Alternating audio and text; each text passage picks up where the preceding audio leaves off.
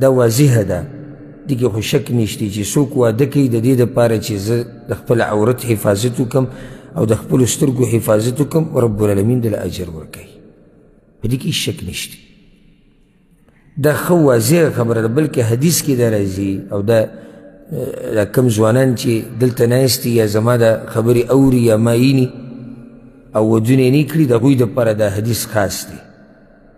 امام ترمذي دا حدیث راوړی دی، ابو هريره رضی الله عنه وی ثلاثة حق على الله عونهم، درې قسمه خلک دي الله په ځان لازم کړي ده چې دوی مرسته وکړي. درې قسمه خلک دي چې الله په ځان لازم کړي ده چې دوی مرسته وکړي. المجاهد فی سبیل الله،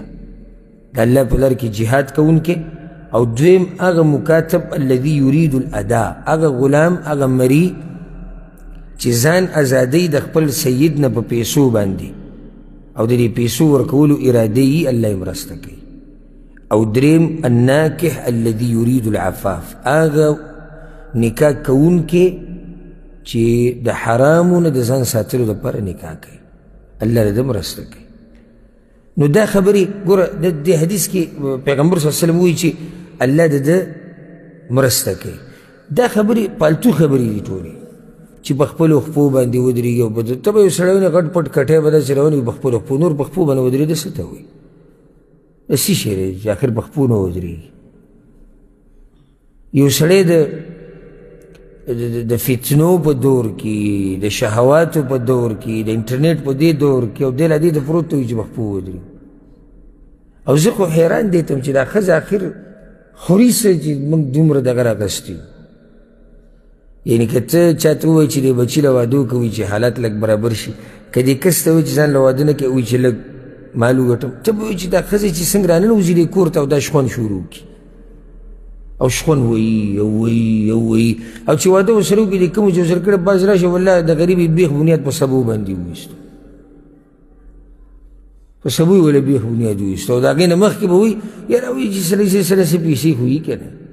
دا زمانه هم چې سړي سره څه نه څه پیسې، خو څومره چې دا نکاح پې وشي چې تا ته دا پته وي چې او سبا له زه دا جنۍ راولم کور ته، دا ښځه راولم، نو زه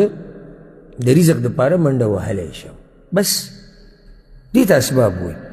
او دا چې زما کمپني کولی شي او زه کروڑپتی شم او زه لکپتی شم او یو بل کور ورسره جوړ کړم او یو 4 کمرې نورې جوړې کړم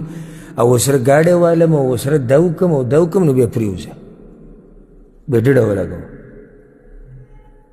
د نن سبا دا وخت نه دی، په دې کې هغه سړی چې هغه د 50 کالو دی، هغه له په ځان باندې یره پکار ده. یعنې د فتنې باره کې ویم چې دا انټرنیټ دا موبایل د دنیا ګوټ ګوټ ته رسېدلی دی، هغه بوډا هم په ځان باندې غریب یېرېږي، ځکه چې شیطان خو حریص دی، په وینه کې په بدن کې داسې ګرځي لکه څنګه چې په رګونو کې د وینه ګرځي. او عمر بن خطاب به وایي، ګوره عمر بن خطاب وایي چې زه په یو بنده کمره کې، دا د هغه تقوا ده، دا خبرې به د هغوی د تقوا نه کولې، وایي چې زه یو بنده کمره کې د یوې تورې بدرنګې وینځې سره کښېنم، بیا هم یېرېږم د فتنې نه. او دا عمر بن خطاب دی، وایي چې یو بنده کمره کې د یو تورې بدرنګې وینځې سره کښېنم، بیا هم د فتنې نه یېرېږم. ځکه چې هلته پیغمبر صلی الله علیه وسلم حدیث کې ویلي دي چې لویه فتنه چې زمانه بعد به پاتې کېږي په دې امت کې، او د امت د هلاکت یو لوی سبب وي، هغه فتنه د څه ده؟ فتنه د زنانو ده. او یو سړي ډډه لګولي او خپه په خپه باندې اچولي او حالات لږ برابر شي او لږ په خپو باندې ودرېږو. او پلار یې وایي د دې بعضو دا پلاران څه وایي دا ډېر ښه سړی دی، غږ نه کوي، د هغه په زړه پولۍ ولاړې دي، دی غږ نه کوي. د ځان نه به داسې کله نه کله یعنې یو نیم سړی که تعبیر زما لږ سخي خفه نه شي، خو یو نیم سړي د ځان نه په زور قمقل جوړ کړی. لکه مثال کې زه په خپل ځان دا ووایم، زما زوی اوس لوی شي او ځوان شي، د ځواني په ما راغلې ده، نو چې ما ته پته وي چې د ده اوس دې ټیم کې څه سوچ دی، څه فکر دی، راشه د دې نه مخکې دی هغه ما ته نه وایي، ابه حیا د لاسه نه وایي، د ادب د لاسه به نه وایي، احترام د لاسه به نه وایي، خو د ځواني خو ما تېره کړې ده که ما ته پته دی چې ځواني څنګه راشه دله واده وکړه. دا پېغله جنۍ په کور کې ناسته ده، مور له پکار دی چې سوچ وکړي چې دا جنۍ په کور کې ناسته ولې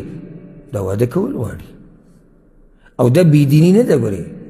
لکه بعض زموږ پښتانه مشران څه وي وایي د پلاني هغه زوی وایي دومره کلک سترګې او بېادبه دی وایي واده یې وغوښتو نه دا بېادبي نه ده دا کلک سترګې نه دا خو فطرت دی د انسانانو یعنی د سړي فطرت څه دی چې دی مایله کېږي چا ته ښځې ته او ښځه مایله کېږي چا ته سړي ته دا خو فطرت دی ژوند داسې روان دی نو ته څه وایې چې ستا دا زوی به کور کې پروت وي او 13 کاله او 15 کاله او دغه وخته پورې او 15 او 40 او دی به څه نه وي دا به ښه سړی د الله نه یېرېده پکار دي نن سبا دا دور چې دی د فتنو دور دی او یېرېدل پکار دي ګوره حدیث کې راځي بل ورځ ما یو کتاب باندې الحمدلله ما کار روان کړی دی انشاءالله نږدې ورځو کې به چاپ هم شي تکحیل العینین ببیان حقوق الزوجین د ښځې او خاوند حقوق ابولس په هغې کې ما څه لیکل کول ناست وم د شپې نو دغه حدیث ته مې سوچ کوو چې پیغمبر صلی الله علیه وسلم یو زنانه ولیده په لاره باندې تېرېده نو بیا راغی کور ته د خپلې بیبي سره میلاو شو د زینب رضی الله عنها سره د هغې سره یې کوروالی وکړو او بیا یې دا وی دا زنانه چې را روانئ نو دا یو فتنه ده لکه یو شیطان چې راځي تاله دعوت درکوي ته چې په لار روان یې که نه زنانه دې مخې له راځي دا فتنه ده که نه چې واپس ځیم فتنه ده نو که چېرته تاسو کې د چا په زړه کې څه راشي څنګه څه راشي یعنې ته په لاره تېرېږي او مخې له څوک راله زنانه زړه کې څه رالو شهوت راوچت شو نو که چېرته تاسو کې د چا په زړه کې څه راشي نو کور ته دې راشي او د خپلې ښځې سره دې شهوت پوره کړي کور ته دې راشي شهوت دې پوره کړي نو په زړه کې چې څه و هغه به څه شي هغه ختم شي ښه نو اوس د یو سړي طریقې نشتي حلاله طریقه نشته نو څه به کوي چې حلاله نشته څه به کوي په حرامو به نه ورځي او دومره تقوادار چې دی به ځان وساتي اوس کوم وخته پورې زه دا نه یم چې ټول به داسې خو واقع کېږي په حرامو کې خصوصا دا د موبایل د فتنه چې راوتې یې که نه د دې ماله څوک ګرنټي راکوي چې دی پردو جنکو ته نه ګوري په دې موبایل کې او دی فلمونه نه ګوري او دی سندرې نه ګوري لږ خلک وي چې الله به دې فتنې نه ساتلي الغرض کوشش پکار دی چې سړی څه وکړي واده وکړي بلکې زه خو دا یم چې د چا چې یو کړی دی دویم وکړي چې دوی کړي درې وکړي درې چې کړي څلور وکړي دې سره د دې سړي هم فایده ده د دې ښځو هم فایده ده د امت ته هم فایده ده په شرط د دې چې طاقت یې ها خو دا خبره ورسره یاده کوي چې لکه یو سړی به واده دې دپاره کوي چې دی د عورت او د سترګو حفاظت وکړي الله وله په دې اجر ورکوي او دی به ترجیح دین له ورکوي خو دا حدیث خو کمزوری دی که دا صحیح وي بیا خو خبره ختمه وه چې څوک ښځه د ښایست دپاره کوي دته خیري دی او چې څوک یې د مال دپاره کوي دی به غریب کېږي خو داسې حدیث نشتی بلکې دا یاده کوي دا خبره